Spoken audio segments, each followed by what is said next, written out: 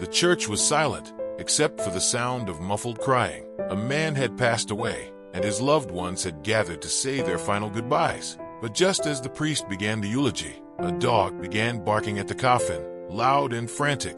People shifted uncomfortably, whispering among themselves. At first, they thought the poor animal was simply grieving, but the barking didn't stop. It grew more desperate, more aggressive. Then, someone turned to the priest and asked, "Why is the dog acting like this?" That's when everything changed. The priest's face went pale, his hands trembled, and for a moment, it looked like he wanted to say something, but he didn't. What was he hiding? What did the dog know that no one else did? Dogs are known for their loyalty. They sense things we don't. They love with a depth we can't always understand. But sometimes, their instincts uncover secrets that were never meant to be revealed. In today's story, a devoted dog disrupts a funeral in the most unsettling way. And what happens next will leave everyone speechless. Stay with me until the end, because this story takes a turn no one saw coming. It was a cold afternoon when the funeral took place. The sky was a blanket of thick, heavy clouds, casting a dull gray over the small town. The wind howled through the bare trees,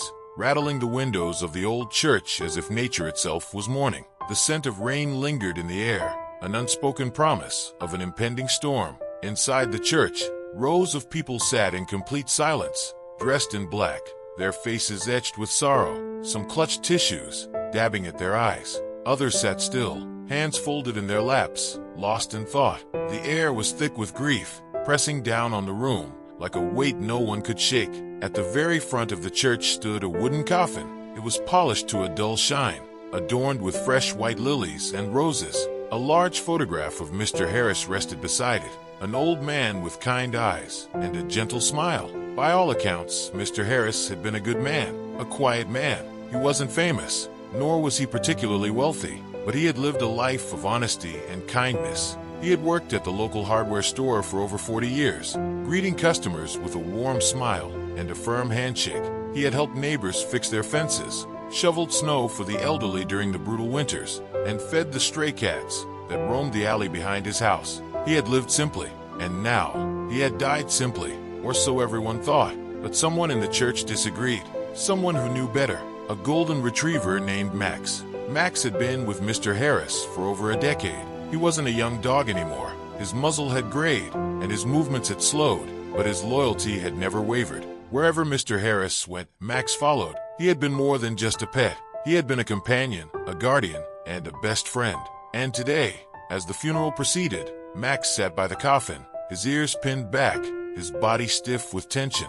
His amber eyes darted around the room, scanning the faces of the mourners, as if searching for anyone, who understood what he was trying to say. But no one did. At first, people barely noticed him. A few guests smiled softly, touched by the sight of the loyal dog, sitting beside his owner one last time. Some whispered about how sweet it was, how heartbreaking, how dogs never truly let go. But then, something strange happened. Max began to growl. It started as a low rumble, deep in his throat, barely audible over the priest's solemn words. But then it grew louder, more urgent, more insistent. People shifted uncomfortably. The priest paused for a brief moment, glancing at the dog, before continuing his eulogy. But Max didn't stop. His growl turned into a whimper, a desperate, high-pitched sound that carried through the silent church like a plea for help. A few people exchanged glances. The widow, Mrs. Harris, furrowed her brows, her grief-stricken face briefly flashing with irritation. "Someone take him outside,"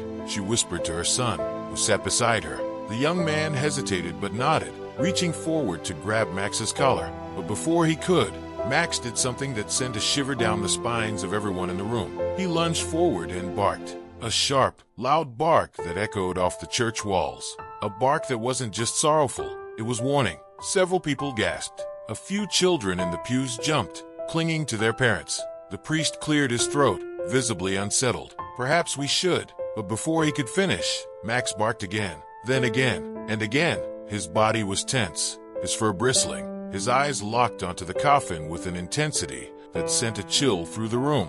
This wasn't a dog mourning his owner. This was a dog trying to tell them something, trying to stop something, trying to warn them. The guests whispered among themselves, murmuring in hushed tones. "What's wrong with him? Maybe he's confused. He's never acted like this before. Poor thing, he must be heartbroken." But heartbreak wasn't what was in Max's eyes. It was fear. The funeral director stepped forward cautiously, unsure of what to do.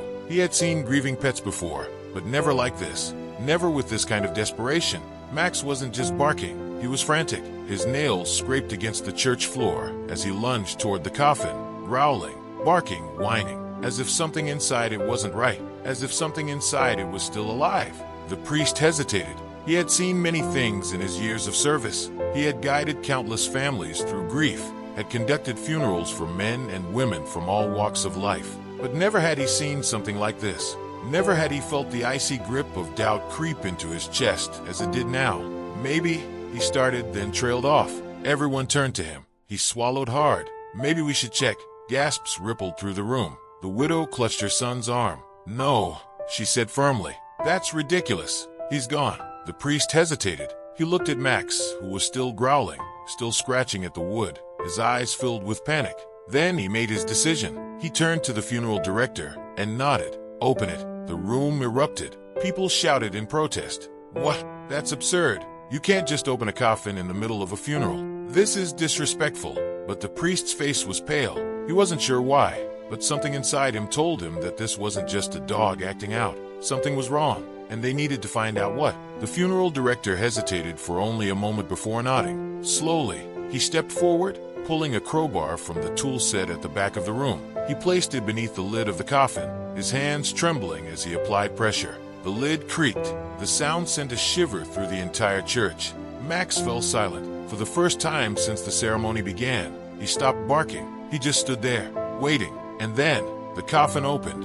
A collective gasp filled the air. Several women screamed, because inside that coffin, something moved, something breathed, something wasn't dead. It was Mr. Harris. His eyes fluttered open, and his lips parted as he sucked in a long, deep, desperate breath.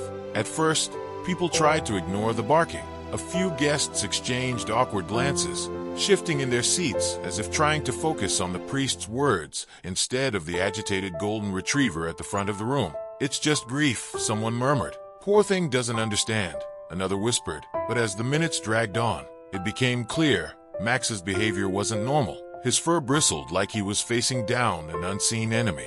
His tail was stiff, not in the way of a dog standing guard, but as if every fiber of his being was on edge. His low, rumbling growl wasn't just sad or confused. It was menacing, and the most unsettling part, his gaze never wavered from the coffin. It was locked onto it, unmoving, like he could see something no one else could. A woman in the front row, Mr. Harris's sister, furrowed her brows. Why is he doing that?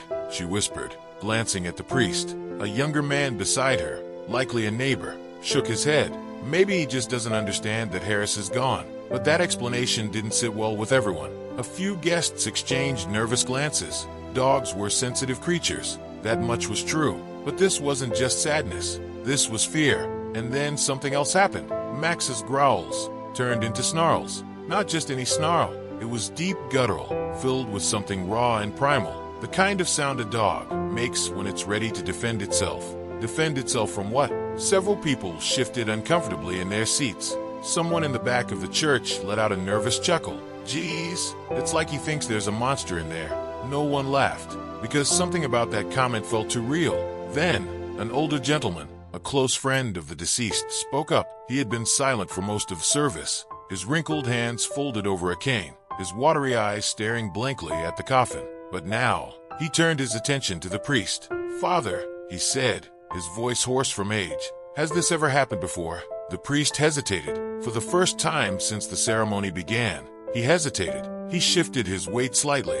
His fingers twitched against the lectern. He opened his mouth as if to answer, but stopped. And then he sighed, a long, heavy sigh that didn't go unnoticed. Before anyone could press him for a response, Max's barking grew louder, fierce, desperate. He lunged toward the coffin, his paw scratching at the wood, his breath coming in frantic, uneven pants. Several people gasped. A woman in the second row let out a startled cry. "Somebody control that dog." Mrs. Harris, the widow, snapped. Her voice wavered, frustration barely masking the unease creeping into her expression. A younger man, likely one of Mr. Harris's nephews, stepped forward, reaching for Max's collar. "Hey, buddy, it's okay," he murmured, kneeling down, trying to soothe the dog. But the moment his hand touched Max, The dog snapped at him, teeth bared, not playful, not confused, aggressive. The nephew yanked his hand back, just in time, his face draining of color. The church fell silent. Even the children, who had been restless and fidgety, froze, because Max was a golden retriever. Golden retrievers don't bite. They don't snarl like that. They don't act like something horrible is about to happen. But Max wasn't acting. He knew. That's when the priest finally spoke. His voice was quiet. Too quiet. We need to open the coffin. The words hung in the air like a thunderclap before a storm. Gasps filled the room.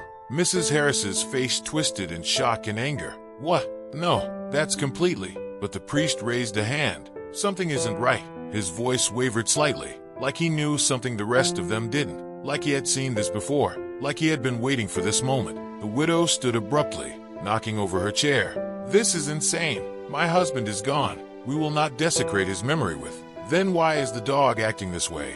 The old man with the cane interrupted. His voice was calm but firm. Mrs. Harris hesitated. She didn't have an answer. No one did, because the truth was staring them all in the face, and it had fur, golden fur, and a frantic heart that wouldn't stop beating until they listened. The priest took a deep breath, turning toward the funeral director. Open it. The room erupted. People shouted in protest. You can't do this. This is a funeral, for God's sake. This is completely disrespectful. But the priest stood firm. He wasn't sure why, but something deep in his gut told him. They had no choice. Max knew something, and whatever it was, they were about to find out. The funeral director hesitated, his face pale. Then, with shaking hands, he reached for the toolbox behind the pulpit. A crowbar. Someone in the back of the church let out a muffled sob. Max stopped barking. For the first time since the service began, he was silent. His body was tense. His eyes were locked on the coffin, and he waited. So did everyone else. The funeral director took a deep breath, slipped the crowbar beneath the lid, and he pried it open. The lid creaked, wood splintered, and then the coffin opened. Silence. No one moved. No one breathed. And then, inside the coffin, something moved. Something breathed. Something wasn't dead. And that's when the screaming started. The widow clutched her chest, her breath coming in short, panicked gasps. Father, what are you saying? She stammered, her voice quivering with disbelief. Why would we do that?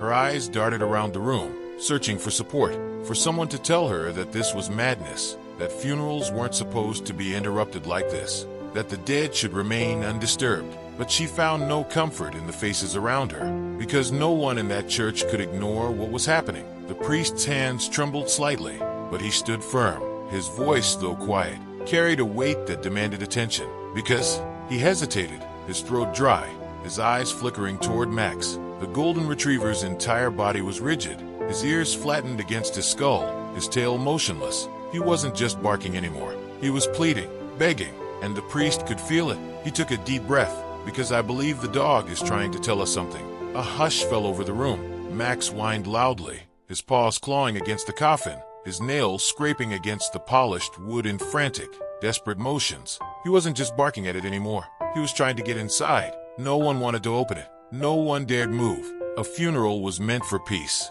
not suspicion. Yet, suspicion was all that remained now.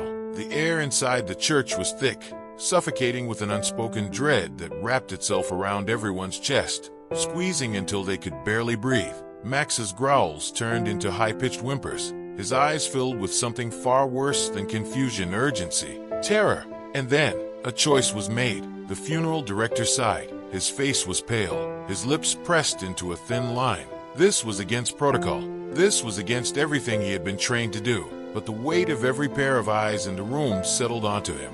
Heavy and expectant. I'll do it, he muttered. The words came out slow and deliberate, but even as he said them, his hand shook. He turned, moving toward the casket with hesitant, careful steps, like a man walking toward something he didn't want to see. He reached into his pocket, fingers fumbling until he pulled out a small crowbar. The room was dead silent except for the sharp, rhythmic scratches of Max's claws against the wood, a sound that made the hair on the back of everyone's neck stand up. The priest swallowed hard. The widow swayed slightly, gripping the back of a pew for support. And then, the funeral director slipped the crowbar under the lid. His breath came in shallow gulps as he pried against the nails, securing the casket shut. One by one, the nails groaned, the wood splintering as they were loosened. With each creak of the coffin's lid, The tension in the room grew, so thick it was almost unbearable. Someone in the back let out a strangled sob. Someone else whispered a prayer under their breath. And then, with a final snap, the last nail came loose. The funeral director took a step back, his forehead damp with sweat. The lid was loose. All that was left was to lift it. No one moved. No one breathed. The priest swallowed. "Do it," he whispered. The funeral director hesitated for only a moment before slowly, painfully slowly, lifting the lid. The wood creaked. The hinges groaned. And then, the coffin was open. And Max lunged forward, a blur of golden fur. He scrambled onto the casket, his whimpers turning into desperate cries. He nudged. He licked. He pawed at the body inside. A body that was supposed to be still. A body that was supposed to be lifeless. But then, a breath. Shallow, weak, barely there. But it was there. And then, a flutter of eyelids. A soft, shaky moan. And Mr. Harris's eyes snapped open. A scream ripped through the church. Chairs scraped loudly against the floor as people stumbled backward, their hands clamped over their mouths, their faces frozen in expressions of pure horror. The widow's knees buckled. She sank into a pew, her hands shaking violently. "Oh my God," someone gasped. But no one could finish their sentence, because no one knew what to say. Max let out a loud, joyful bark. He was wagging his tail, frantic, happy, desperate relief radiating off of him in waves. But the humans, they were paralyzed with shock, because Mr. Harris was alive. His lips trembled, his breath coming in ragged gasps, his frail fingers twitching slightly as he blinked against the blinding light of the church. For a long, horrible moment, he didn't seem to know where he was. Then, his gaze shifted and landed on Max. Something in his tired, sunken face changed. Recognition, love, tears welled in his eyes. "Max," he croaked. Max whimpered, pressing his body against the man's frail chest, nuzzling him as if trying to bring him back, as if he had just done the impossible, because he had. And that's when the priest, pale and trembling, whispered what everyone in that room was too afraid to say aloud. He was going to be buried alive. The words hit like a sledgehammer. The widow choked on a sob. The funeral director staggered back, gripping the edge of the pulpit for support. Someone else vomited into their hands. Because this wasn't just a miracle. This was a nightmare. Mr. Harris had been pronounced dead too soon. His body had slipped into a death-like coma, his pulse so faint that even the doctors had been deceived. If Max hadn't been there, if Max hadn't barked, snarled, refused to let the funeral proceed, they would have lowered him into the ground, sealed the coffin, and left him there to die. The paramedics arrived minutes later, their uniforms flashing under the dim church lights. One rushed to Mr. Harris's side, pressing fingers against his weak but very real pulse. "He's alive," the paramedic confirmed, voice laced with disbelief. "But barely. We need to get him to the hospital. Now." The widow collapsed into sobs. The priest crossed himself. And Max never left his owner's side. Not when they lifted Mr. Harris onto the stretcher. Not when they wheeled him out the doors. And not even when the paramedics tried to keep him away. Because they all knew. They all understood now. Max had just saved his best friend's life. And he wasn't about to leave him ever again. In the days that followed, the unthinkable truth unraveled. Mr. Harris hadn't died. He had suffered from a rare medical condition known as catalepsy, a state where the body mimics death, pulse nearly non-existent, breathing so shallow it's undetectable, muscles completely stiff and unresponsive. To the untrained eye, even to experienced doctors, it looked exactly like death. And so, the death certificate had been signed, the arrangements had been made, his family had mourned, but Max had known. While humans relied on machines, medical records, and assumptions, Max had relied on his heart, and his heart had never doubted for a second that his owner was still there, still alive, still waiting, still needing to be saved. Had it not been for Max's desperate barking, had it not been for his refusal to accept what everyone else believed, Mr. Harris would have been buried alive. The thought sent shivers down everyone's spine. News of the miraculous event spread like wildfire. Journalists, reporters, and television crews flocked to the Harris household, desperate to meet the dog who had defied death itself. One article called Max, the dog who saw what humans couldn't. Another headline read, "Buried alive? How one loyal dog stopped a tragic mistake." People from around the world flooded the family with messages of awe and disbelief. But Max didn't care about the cameras. He didn't care about the headlines or the strangers who called him a hero. All he cared about was his owner. And he refused to leave Mr. Harris's side. Not at the hospital, not when he was discharged, and certainly not when he finally came home. The first few days were difficult. Mr. Harris was still weak from the ordeal. His body had been trapped in a near-death state for so long that his muscles had atrophied. Even standing was a struggle. His hands trembled when he reached for his glass of water. His breathing was shaky, as if his lungs had forgotten how to function properly. But through it all, Max was there, always there. When Mr. Harris groaned in pain, Max rested his head on his lap. When he struggled to move, Max nudged him forward, his tail wagging softly, as if to encourage him. When the nightmares came, and they did, often, Max was the one who woke him, pressing his nose against his cheek, his warm breath a reminder that he wasn't alone, that he had survived, that he was still here. It wasn't until a full week later that Mr. Harris finally gathered enough strength to do what he had wanted to do from the moment he woke up. He sank to his knees, his frail arms wrapping around Max's golden fur. Tears slid down his wrinkled cheeks. His voice, weak and broken, was barely a whisper. "You saved me, buddy. You saved me."